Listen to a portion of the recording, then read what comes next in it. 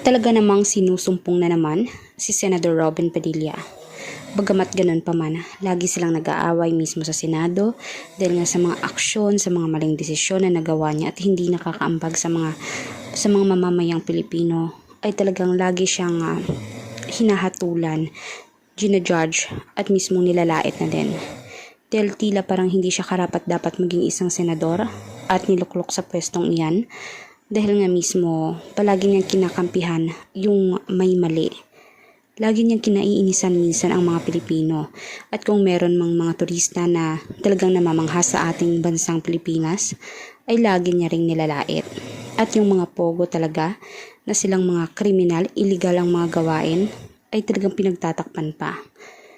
Si Senador Raffy Tulfo na lamang talaga ang nangunguna sa lahat na namamayagpag na mismong makakatulong sa bansang Pilipinas at sa mga mahihirap na Pilipino para naman hindi sila malulong sa sugal na mismong sila pala ay pinipirahan lamang.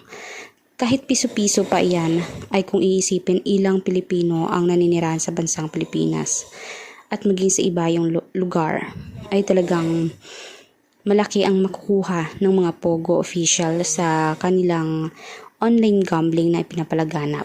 Kumukuha pa sila ng mga vlogger na talagang